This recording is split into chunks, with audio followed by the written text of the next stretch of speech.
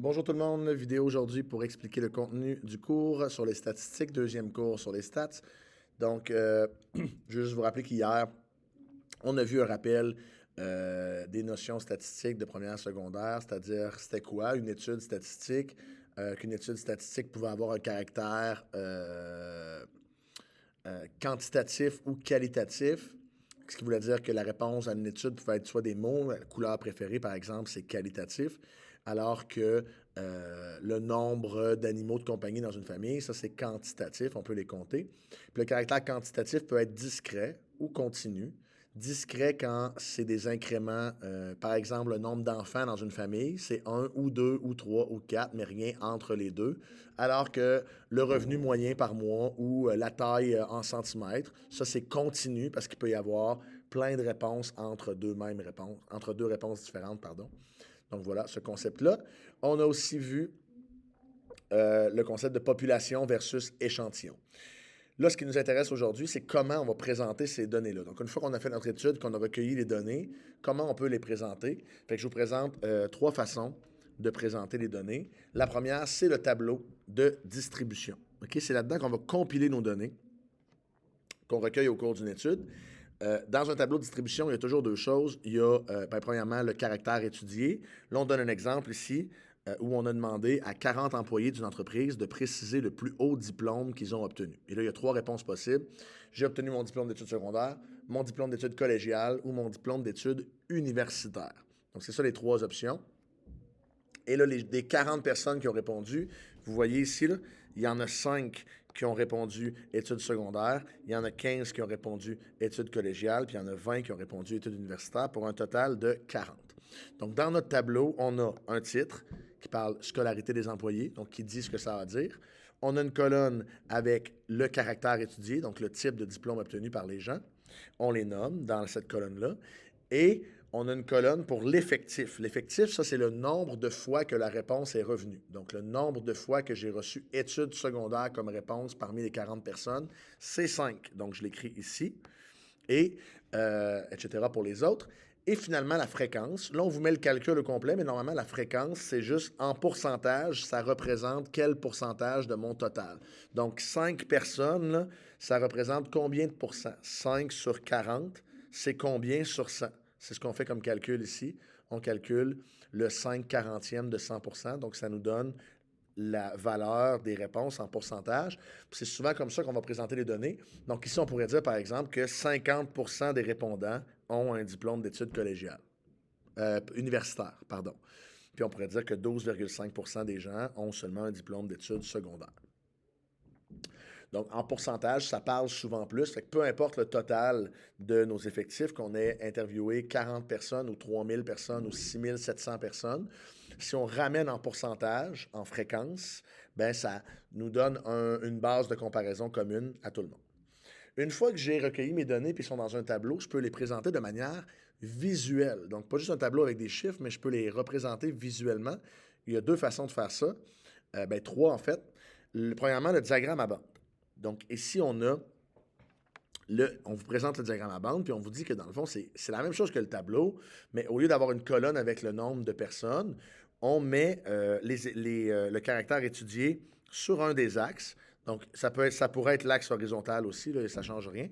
On le met ici, mettons, sur l'axe vertical, puis on a demandé couleur préférée des élèves, et on a le mauve, le jaune, l'orange, le bleu, le vert, le rouge, qui sont les couleurs préférées des élèves. Et on a aussi une légende où on a mis deux distributions sur le même graphique ici. Donc, on a demandé à des filles et on a demandé à des garçons. Puis, on a présenté les données sur le même graphique. C'est quelque chose qu'on peut faire avec le diagramme à bande. Puis, c'est assez simple à comprendre que un axe représente l'effectif, donc le nombre de personnes qui ont répondu ça. Un autre axe représente le caractère de l'étude, donc la couleur. Et la longueur des bandes ici s'aligne avec combien il y a de personnes. Donc, par exemple, il y a 4 filles qui ont répondu mauve comme couleur préférée, alors qu'il y a un seul garçon et une seule fille. L'orange aussi, c'est 3 personnes chez les garçons comme chez les filles. Le bleu, c'est 6 filles, mais 7 garçons.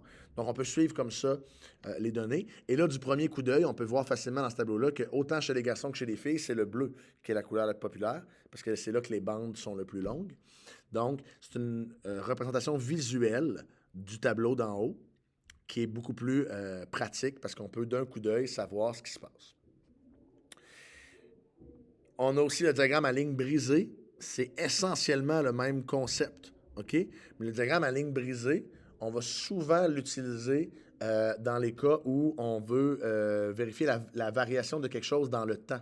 Donc ici, on a les valeurs ou le montant dépensé en électricité selon les années. Donc là, comme c'est une progression, ce montant-là a progressé de la façon suivante pour la ligne rouge, puis de la façon suivante pour la ligne bleue. Bien, on le met dans un graphique. Tout comme le diagramme à bande, on peut présenter plus d'une distribution dans le même graphique. Donc ici, on a les maisons et les chalets dans le même graphique. Et on peut voir ça rapidement que, par exemple, la dépense d'électricité des maisons a augmenté entre 2015 et 2020. En 2020, elle est rendue à son point le plus haut, alors que pour les chalets, ça a été à son point le plus haut, oui, en 2020, mais on a eu des points semblables en 2015, en 2017, en 2018, puis il y a eu 2 petites baisses là, en 2016 et en 2019. Donc, d'un coup d'œil, juste à regarder la ligne brisée, je peux comprendre les données de mon graphique. Donc, on peut utiliser un diagramme à ligne brisée pour présenter les données aussi. Et finalement, et ça c'est nouveau pour le secondaire 2, on peut présenter les données dans un diagramme circulaire, mais ça, vous allez avoir vu ça déjà, parce qu'un diagramme circulaire, il y en a partout, dans le sport, dans les médias, pour présenter des résultats. Là, on est en campagne électorale, vous allez voir les intentions de vote présentées dans un diagramme circulaire. Et on utilise souvent dans un diagramme circulaire la fréquence, donc le pourcentage pour représenter. Mais si vous remarquez, on représente les données. Ici, on demandait combien vous dépensez pour les différents postes de dépenses d'une famille et ça représente quel pourcentage de votre revenu. OK? Donc, par exemple, pour la voiture, on voit tout de suite dans le graphique que pour la voiture, c'est 17 % du revenu qui est dépensé. Donc, sur un budget de 1 000 $ on dépenserait 170 $ pour la voiture. Sur un budget de 100 $ on dépenserait 17 $ pour la voiture, 13 $ pour la nourriture, 25 $ pour le logement, etc. Évidemment, mon dessin est à l'échelle. C'est-à-dire que la section en vert ici, elle représente 36 % de l'aire complète du disque. Alors que la petite section en vert ici, bleu-vert, elle représente 9 % du disque. Comment je m'assure que je trace les sections comme il faut? Bien, je vais calculer avec un produit croisé quel angle ici ça me prendrait pour faire la bonne section.